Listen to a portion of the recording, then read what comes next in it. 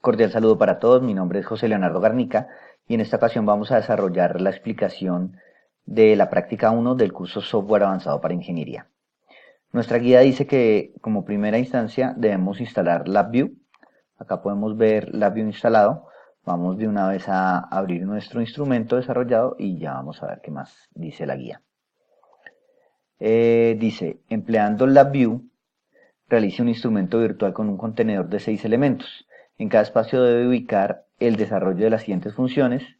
Para cada caso debe darse la posibilidad de ingresar los datos y visualizar el resultado dentro del mismo espacio. Listo, perfecto.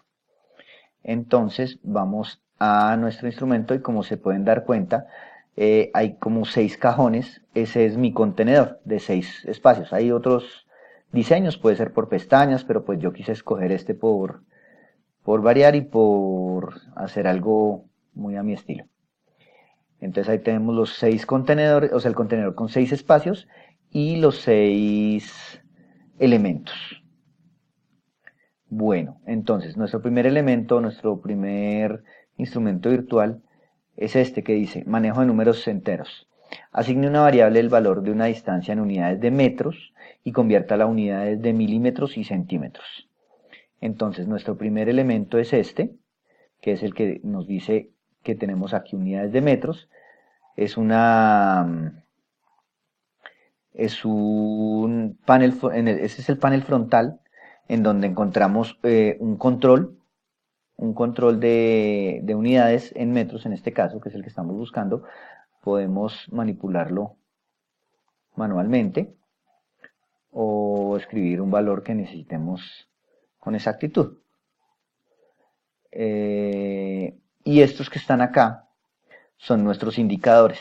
Entonces acá unidades en centímetros y unidades en milímetros. Si lo ejecutamos, efectivamente pues nos da las unidades que estamos requiriendo en centímetros y en milímetros respectivamente.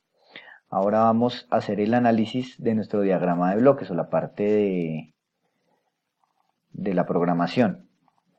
Entonces acá tenemos nuestro diagrama de bloques. Para el caso de este instrumento virtual, nuestro diagrama es este. Es un diagrama muy sencillo. Tenemos nuestro control que es la unidad de metros.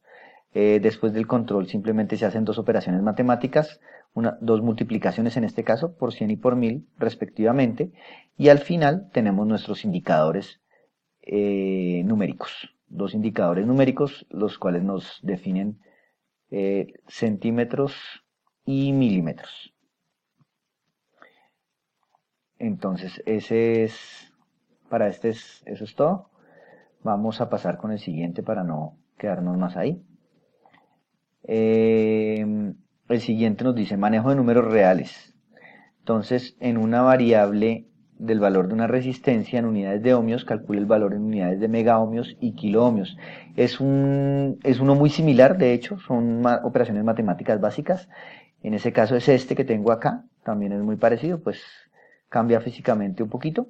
Acá tenemos nuestro control, que es donde vamos a ubicar el valor de la resistencia en ohmios. Y acá nuestro indicador 1 y nuestro indicador 2, que es el que nos van a dar los resultados de esa resistencia en kiloohmios y en megaohmios respectivamente. Por ejemplo, y si le damos ejecutar, nos da efectivamente nuestra resistencia en kiloohmios y en megaohmios. Eso en nuestro panel frontal. Y en nuestro diagrama de bloques va a ser este que está acá. Es muy similar, es casi una copia prácticamente. Lo único que lo diferencia es que en este caso se hace una operación de división en vez de una operación de multiplicación. ¿Sí? Son operaciones en este caso básicas. Vamos a nuestra guía. Nuestro tercer elemento dice manejo de vectores. En un vector almacene en cada celda cada uno de los dígitos del número de su cédula, multiplique cada elemento del vector por 10 y calcule para el primer elemento del vector el seno, para el segundo el coseno y para el tercer valor el de la tangente. Muy bien, entonces vamos a nuestro instrumento y ya. Para ese en el caso de nuestro panel frontal es este el que vamos a manejar. Nuestro número de cédula, aquí tenemos nuestro vector donde vamos a ingresar ese vector es de control, obviamente, para poder ingresar nuestro número de cédula. Y estos tres son unos indicadores numéricos, los cuales nos van a dar el resultado del seno, del coseno y de la tangente de los tres primeros dígitos. Bueno, en el caso de mi cédula sería 1, 1, 2, 3, 5, 8, 5 y 1. Y le damos ejecutar y nos va a dar los resultados del seno, del coseno y de la tangente en el caso de los primeros tres dígitos, ¿cierto? Entonces, hay que tener en cuenta que estos resultados están en radianes. Están en radianes porque si los hacemos en la calculadora y la tenemos en grados o en degradantes, no nos va a dar el mismo número. Pero si la ponemos en radianes, efectivamente confirmamos que esos son los valores. Ahora, nuestro diagrama de bloques se realizó de esta manera. Entonces, inicialmente tenemos nuestro vector de 7 posiciones, 0, 1, 2, 3, 4, 5, 6, 7 posiciones, porque si utilizan las posiciones en un vector se cuentan desde 0. Luego de eso tenemos tres bloques, estos bloquecitos se llaman index array, que son índices de vector. Entonces nos dicen en qué posición buscamos del vector, que cada posición que necesitamos del vector. En este caso puse 3, porque simplemente necesitamos las tres primeras, la posición 0, la posición 1 y la posición 2. Esas posiciones las multiplicamos por 10, como nos lo decía la guía, y a la primera le sacamos el seno, a la segunda el coseno y a la tercera la tangente. Acá tenemos nuestras funciones seno, coseno y tangente, y después de esas funciones tenemos nuestros indicadores numéricos, que son los mismos que tenemos acá. ¿Listo? Entonces, ¿qué sigue? Como cuarto elemento, dice manejo de matrices. Seleccione dos matrices de números reales A y B de orden 4×4 y con ellas realice las siguientes operaciones: suma, resta y multiplicación. Entonces acá tenemos, bueno, corramos esto para acá para hacer más fácil mirar esto. Entonces acá tenemos dos matrices de control, matriz A y matriz B, a las cuales les tenemos que ingresar un valor. Y acá tenemos tres matrices que son indicadoras. Entonces en este caso esta matriz va a ser la suma de la matriz A y la B, esta va a ser la resta de la matriz A y B, y esta última indicadora va a ser la multiplicación de la matriz A y B. Entonces si diligenciamos esto acá, perdón, vamos a hacerlo rapidito.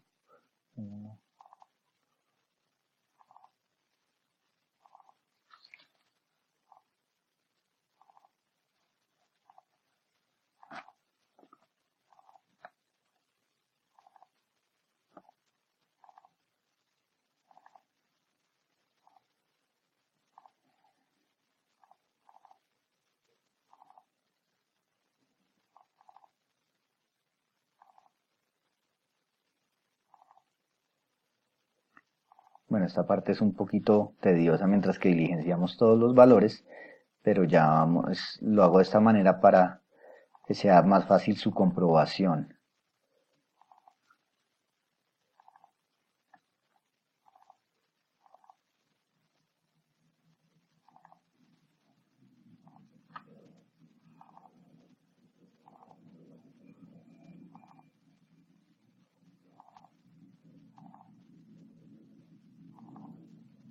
Listo. Ya diligenciamos nuestras matrices. Entonces, ¿por qué las diligencié de esta manera? Para poderlas comprobar mucho más sencillo. Sabemos que como son matrices del mismo orden, entonces, y estas son operaciones lineales, entonces las matrices se operan elemento a elemento. Entonces, elemento 0, 0 con el 0, 0, el 1, 1 con el 0, 1 con el 0, 1 y así sucesivamente. Entonces, vamos a ejecutar y nos damos cuenta que en el caso de la suma 1 más 1 pues nos da 2, 2 más 2, 4, 6, 8, 10, 12, 14, 16. Efectivamente la suma nos está dando correcta. En el caso de la resta, pues como estamos restando los mismos números, toda la matriz debe ser de ceros. Efectivamente nos dio toda la matriz de ceros. Y en el caso de la multiplicación, lo mismo. Pues 1 por 1 pues da 1, 2 por 2, 4, 3 por 3, 9, 4 por 4, 16. Y así sucesivamente, lo cual nos demuestra que el procedimiento está correcto. Ahora nuestro diagrama de bloques, perdón, aquí está nuestro diagrama de bloques, para ese es esta. Es un diagrama que se ve muy sencillo para lo que pensaría uno que es más complejo de realizar. Simplemente tenemos nuestras dos matrices y una operación de suma, una operación de resta y una operación de multiplicación y las matrices indicadoras. Lo que hay que tener en cuenta acá es que nos está mandando el dato que nos está enviando la matriz y que está pasando por cada uno de estos operadores y que estos operadores se están resolviendo son datos en dos dimensiones, por eso es que aparecen dos lineecitas a comparación de los otros, que es en una sola dimensión. Esa es la diferencia, que aquí tenemos datos en dos dimensiones por la matriz. Listo, vamos nuevamente a nuestra guía. Tenemos acá ya un elemento, un instrumento virtual un poco más complejo. Acá ya nos dice contadores. Genere un número aleatorio entre 1 y 999 o menor que 1000, es lo mismo. Descomponga el número en sus dígitos, almacénelos en un vector y determine cuántos son pares y cuántos impares. Acá nos muestra un ejemplo y pues un ejemplo del resultado. Vamos a ver cómo lo realizamos nosotros. Entonces, para ese es precisamente este que tengo acá abajo y el diagrama de bloques es este. Bueno, ya lo vamos a ver. Entonces, perdón. Bueno, acá como ya hemos ejecutado en varias ocasiones, pues se ha estado ejecutando, por eso no aparecen ceros. Pero si lo ejecutamos nuevamente, nos damos cuenta que están sacando un número aleatorio en tres cifras, en un vector de tres cifras, y nos dice cuántas cifras son pares. Perdón, voy a correr esto acá para poder ver. Ahora sí. Acá nos dice cantidad de pares y cantidad de impares. Entonces, tenemos, en este caso, tenemos 5, 3 y 5. Efectivamente, los 3 son impares, no tenemos ningún par. Ejecutamos nuevamente, que nos dé otro número, nos dio lo mismo. Ah, no se había ejecutado. Otra vez, en este caso nos dio dos pares y un impar. Y vemos que funciona correctamente. Dos impares y un par. En este caso son tres pares y ningún impar. Y ahí podríamos seguir. Entonces ahora vamos a mirar nuestro diagrama de bloques. Devolvamos esto para acá. Y bueno, ahora miramos nuestro diagrama de bloques. ¿Cómo es que funciona? Este que se ve más sencillo, casualmente el diagrama de bloques no lo es tanto. Tenemos inicialmente que realizamos un ciclo for. Ciclo for inicializado en tres iteraciones. Acá tenemos un número aleatorio del 0 al 1. Lo multiplicamos por 10 para que nos genere un número del 0 al 9. Y lo redondeamos pues para que nos dé un número entero. Como son tres iteraciones, los vamos a almacenar cada una de esas iteraciones dentro de este vector. Este vector, ese es el vector aleatorio que es el que nos genera acá. ¿Listo? Ya después de que tenemos eso en el vector, pasamos ese dato a un nuevo ciclo for. Ese ciclo for que tiene también tres iteraciones porque tenemos solo tres elementos dentro del vector. Tenemos un index array que es el indicador del vector o el índice del vector. y está inicializado, o sea, inicializado no, sino está indicando que tome el índice para que pueda, para que cada iteración de este ciclo for se ubique en cada posición de ese vector con este index array o indicador de vector. Por eso se ancló aquí al, al índice del for. Luego de ese índice, de este módulo índice de vector, tenemos una función que se llama Quotient and Remainder. Esta función lo que hace es dividir en dos el número de en cada iteración, o sea, cada posición de ese vector, la divide en dos y toma el cociente de ese elemento. Si ese cociente se viene acá, entonces llega a este comparador dice que es un comparador igual a 0. Si el número es igual a 0, es verdadero. ¿Por qué? Porque este comparador me da un resultado booleano. Entonces es verdadero o es falso. Entonces si es igual a 0, quiere decir que es par. Eso quiere decir, y es verdadero. Entonces si es verdadero, se va a esta función select y esa función select me da un más 1. Me da un más 1 que me lo almacena acá. Ya les cuento qué es esto. Y si es falso, de acá viene un 0. Si es falso, entonces me almacena acá el 0. Esta función que está acá, esta línea que va de lado a lado, es un registro de desplazamiento. Ese registro de desplazamiento lo que hace es, al final, mientras que el ciclo for hace sus iteraciones, me va almacenando los números que están acá y los suma. Entonces, digamos, si en el caso de de las tres posiciones, las tres son verdaderas, va a pasar tres veces un 1 y al final este me va a sumar como un 3. Si solo pasan dos y una falsa, pues me suma dos unos y un 0. Eso serían 2. Y esa sería la cantidad de pares del programa. Y entonces, efectivamente, después de este ciclo for, ponemos un indicador numérico, precisamente para los números pares, que sería uno de los dos que están ahí, el que dice cantidad de pares. Y de ese mismo valor, simplemente hacemos una operación matemática que es una resta. A 3 le restamos el número de pares para que nos dé el indicador numérico de los impares. Y eso sería nuestro diagrama de bloques de este instrumento virtual. Ahora, espérame un segundo, sí.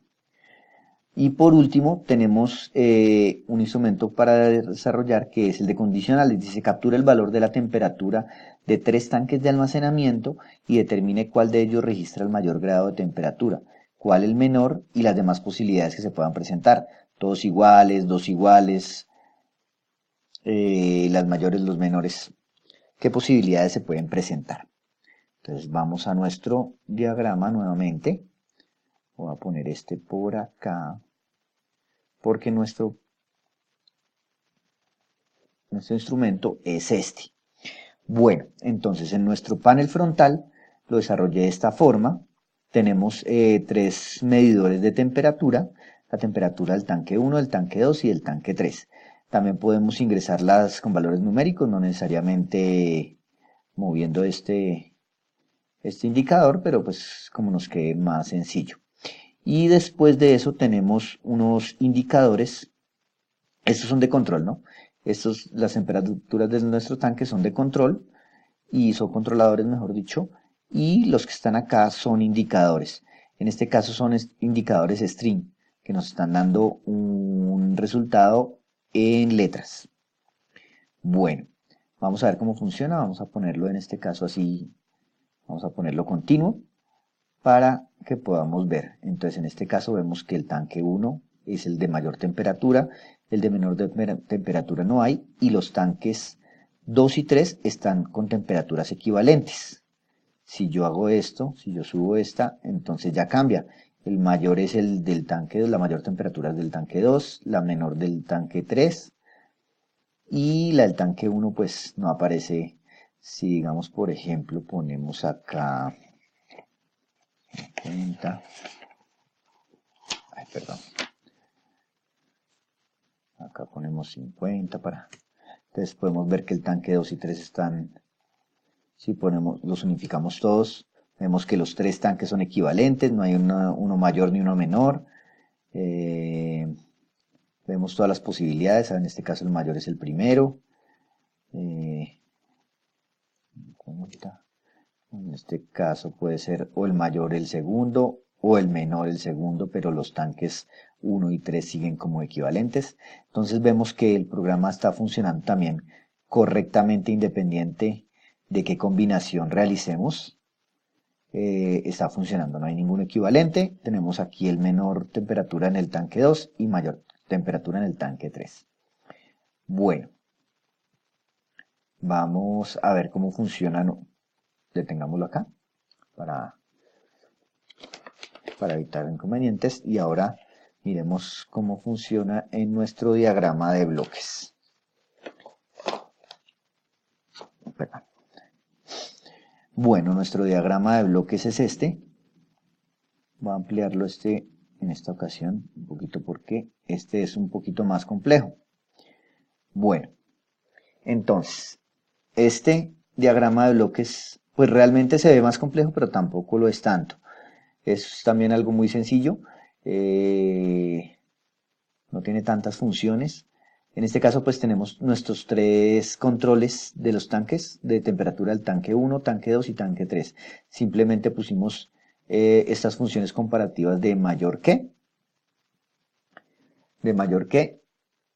para dos funciones comparativas para cada tanque. Entonces en este caso, pues por ejemplo, si el tanque 1 es mayor que el tanque 2, aquí si el tanque 1 es mayor que el tanque 3, aquí si el tanque 2 es mayor que el tanque 1, y el tanque 2 es mayor que el tanque 3, y el tanque 3 es mayor que el 1, y el tanque 3 es mayor que el 2.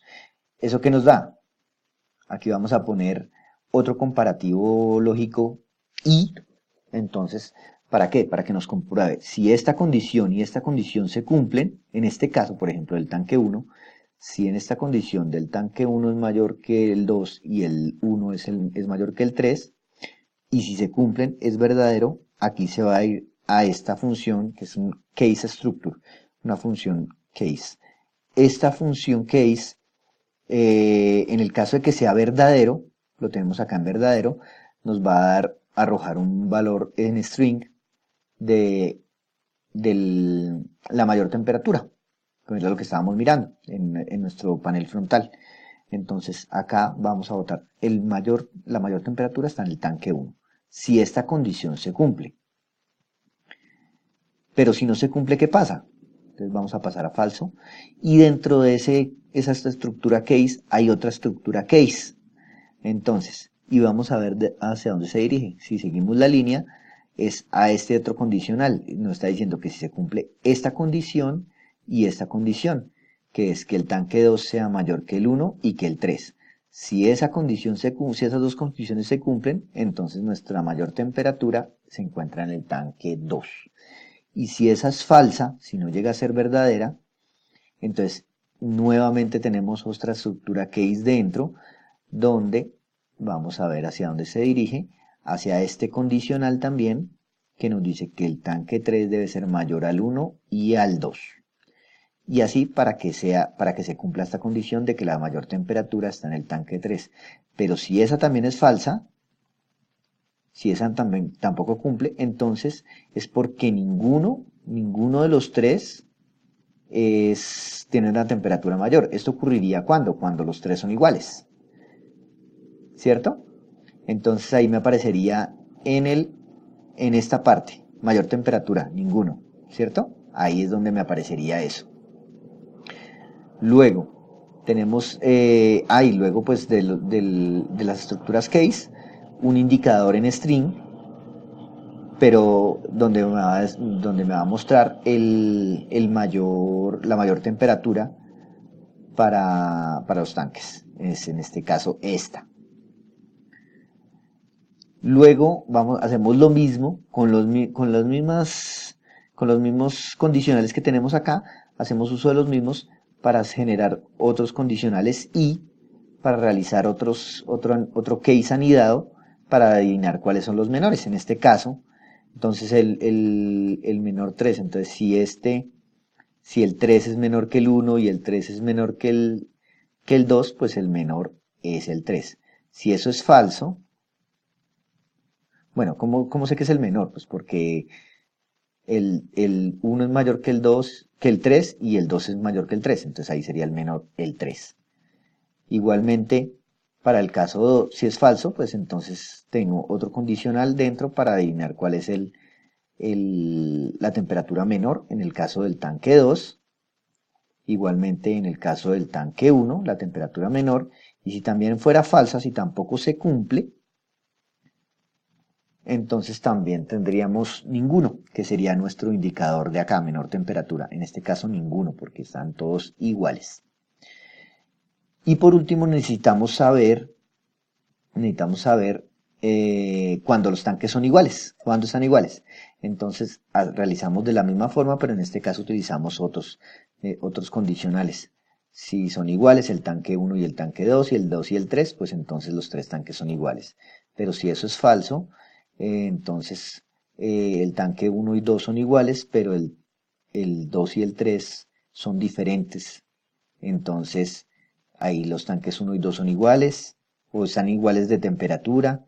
En este caso el 2 y el 3, y tendríamos que tener el 1 y el 3, todas las opciones. Y por último, si ninguno se cumple, ninguno. Si ninguno es equivalente al otro, y es cuando tenemos alguno con mayor temperatura, otro con menor temperatura y otro diferente de esos dos. Y ahí también tendríamos nuestro indicador string. No es tan complicado, se ve un poco más complejo, pero realmente no lo es tanto.